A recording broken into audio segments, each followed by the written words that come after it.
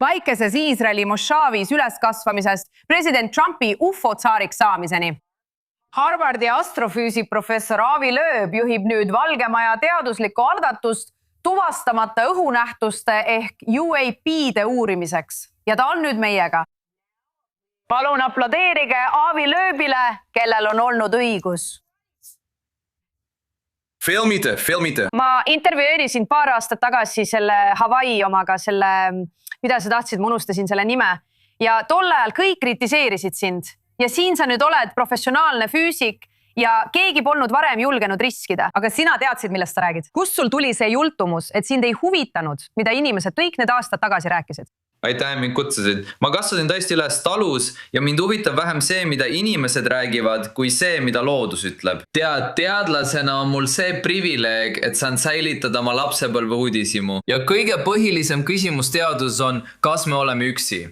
Sest kui meil on naabreid meie kosmilises keskkonnas, see tähendab, et me ei pruugi olla toiduahela tipus, kui rääkida kosmilisest vaatenurgast. Ja samuti me võiksime neilt saada uusi teaduslikke teadmisi ja uusi tehnoloogiaid.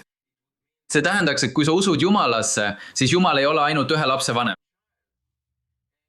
Ja tead, see inspireeriks meid selle asemel, et keskenduda konfliktidele selle pinnal, selle kahemõõtmelise pinna peal.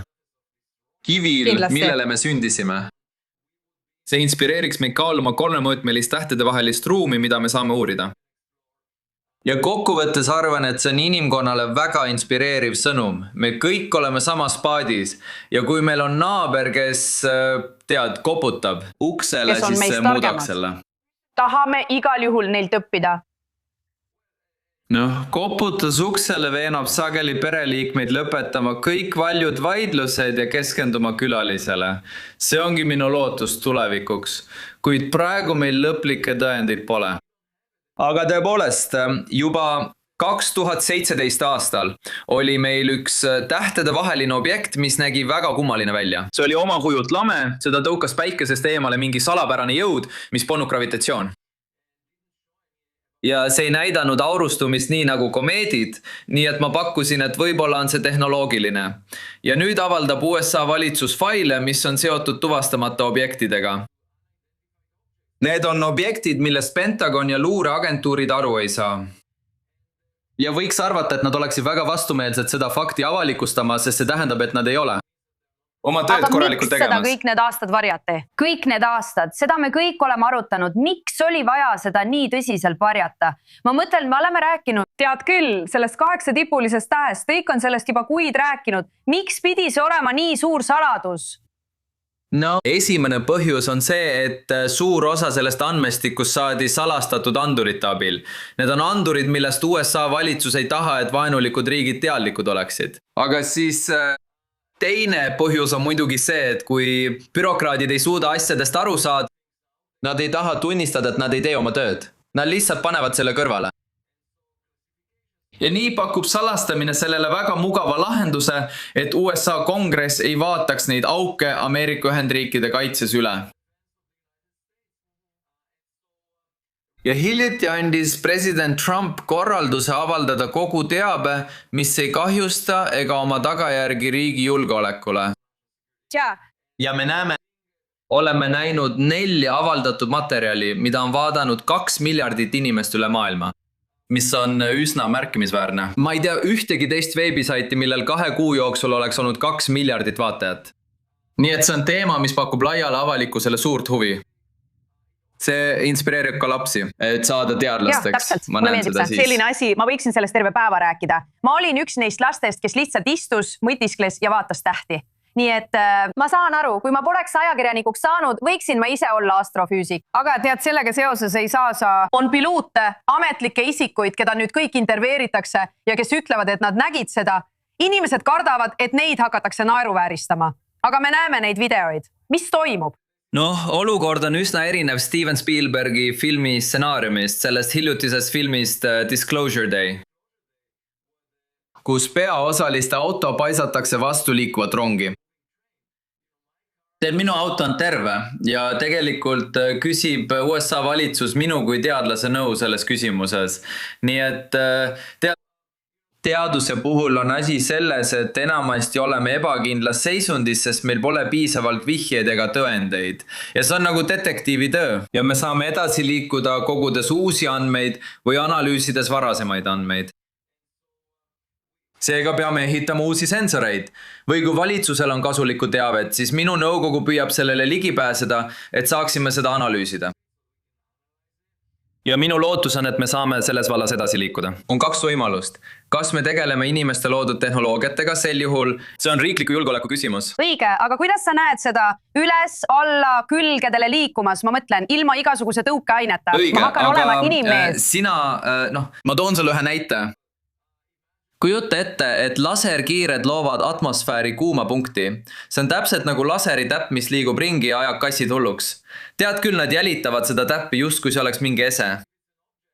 Me võimegi näha midagi sellist. Atmosfääriga hõõrdumist ei teki, sest see ei ole päris objekt. Nii et tead küll. Aga tõenäoliselt ei ole see laserkiire täpp, sest me räägime objektidest, mida nähakse mitme kilomeetri kauguselt. Ja sellise laseri jaoks vajalik võimsus ületaks kaugelt selle, mida sõjavägi kasutab. Ma mõtlen, et hiljuti saime teada, et Iisraelis toodab Rafael laserrelva, mis suudab droonides kaitsta ballistiliste rakettide vastu. Kui sa oled rakett, siis sa tead. See on laser. Keegi ei arva ega ütle, et see on UAP.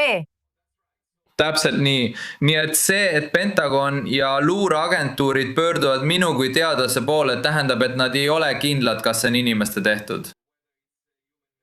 Kui nad oleksid kindlad, et see võib olla inimeste tehtud või teiste riikide valmistatud, nad kirjutaksid salajase memo sõjaministrile Pete Hexetile. Selle asemel pöörduvad nad minu poole ja see tähendab minu jaoks, et meil on võimalus leida midagi tõeliselt ebatavalist. Vaatame seda lähemalt. Ma olin nagu laps kommipoes, kui nad...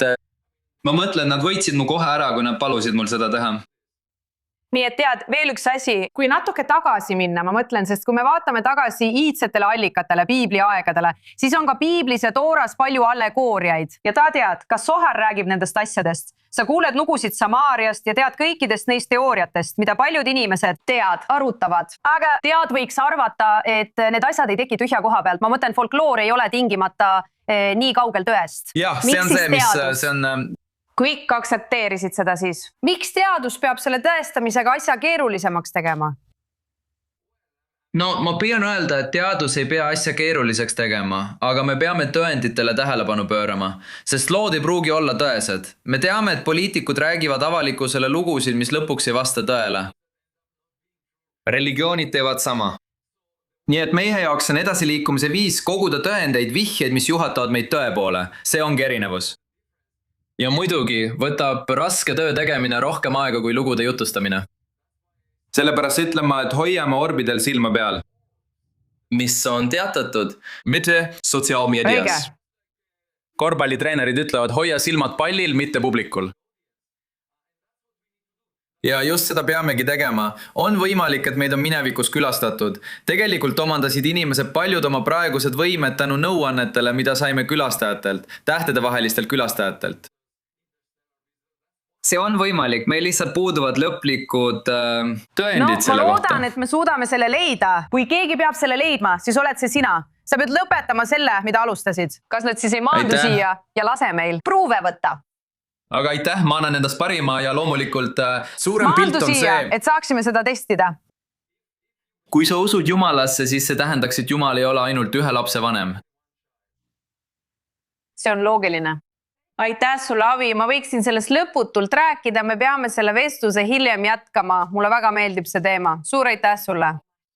Aitäh, et mind kutsusid.